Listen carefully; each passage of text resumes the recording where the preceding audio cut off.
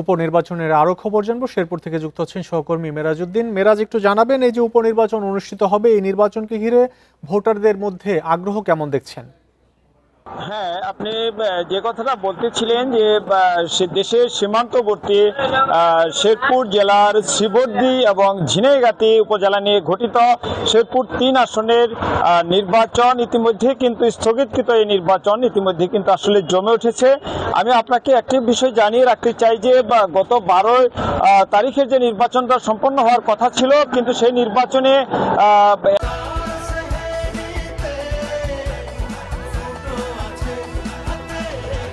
এখানকার আসলে এই এলাকাটাতে আসলে নির্বাচনের আমেজ ব্যাপকভাবে বয়ে যেতে শুরু করেছিল এবং নির্বাচনে কিন্তু জমজমাট প্রচারণা শুরু হয়েছিল। কিন্তু হঠাৎ করেই জামাত ইসলামের সমর্থিত প্রার্থী নুরুজ্জামান বাদলের কিন্তু মৃত্যু হওয়ার কারণে আসলে এখানে পুরো নির্বাচনী ব্যবস্থাটাকে স্থগিত করা হয় এবং নির্বাচনের আমেজ একেবারে বন্ধ হয়ে যায়। পাশাপাশি পরবর্তী সময় কিন্তু এখানকার ভোটাররা অপেক্ষা করতেছিল যে এই এলাকায় আসলে কবে নাগাদ ভোট হবে, তারা এই বিষয়টি জানতে চেয়েছিল। আমি এই মুহূর্তে দাঁড়িয়ে আছি শ্রীবর্দী উপজেলার কুড়ুয়া বাজারে। আমরা এই এলাকার মানুষের সাথেও কথা বলেছি। তারা যেটা জানিয়েছেন যে তারা আসলে শান্তিপূর্ণ পরিবেশে ভোট দিতে চান এবং এই এলাকার মানুষ কিন্তু অধীর আগ্রহ অপেক্ষা করছে। আগামী 9 এপ্রিল তারা ভোট দিতে চান। এখন আমরা গত কয়েকদিনে ঈদকে পুঁজি করে এখানে এই এলাকায় কিছু ঘটনা ঘটেছে। এই জন্য কিন্তু আসলে জেলা নির্বাচন অফিসে ইতিমধ্যে কিন্তু একাধিক অভিযোগ দায়ের করা হয়েছে, জমা পড়েছে।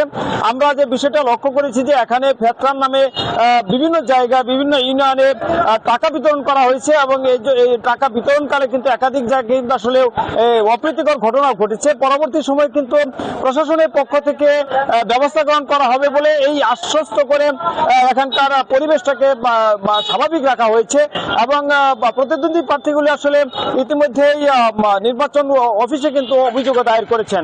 এখন আমরা নির্বাচনের প্রতিদ্বন্দ্বী প্রার্থী বিশেষ করে বিএনপি এবং জামাতের প্রার্থীরা একে অপরের প্রতি আসলে নির্বাচন আচরণবিধি লঙ্ঘনের যে অভিযোগ এনেছেন, আমরা জেলা নির্বাচন কর্মকর্তার সাথে কথা বলেছি।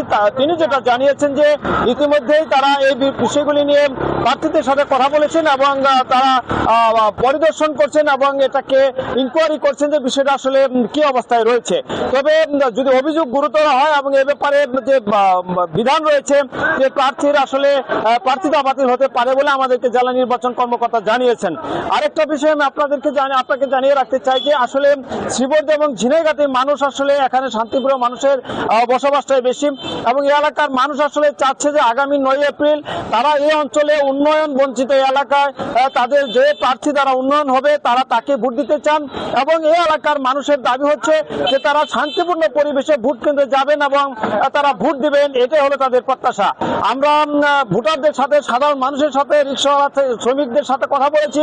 তাদের প্রত্যেকে একটা দাবি যে তারা প্রত্যেক দলের প্রার্থীদেরকে তাদের অনুরোধ রয়েছে যে তারা যেন শান্তিপূর্ণভাবে নির্বিঘ্নে কেন্দ্রে যেতে পারেন এবং প্রশাসনের পক্ষ থেকে আমাদেরকে যেটা জানানো হয়েছে যে তারা ভোটারদেরকে নিশ্চিন্তে ভোট কেন্দ্রে যাওয়া এবং শান্তিপূর্ণ পরিবেশে ভোট প্রদানের জন্য কিন্তু তারা পর্যাপ্ত ব্যবস্থা গ্রহণ করেছেন বলে আমাদেরকে রিটার্নিং অফিসার জানিয়েছেন। 9 এপ্রিল অনুষ্ঠিত হবে শেরপুর 3 আসনের উপনির্বাচন। সেখান থেকে জানাচ্ছিলেন সহকর্মী মেরাজউদ্দিন।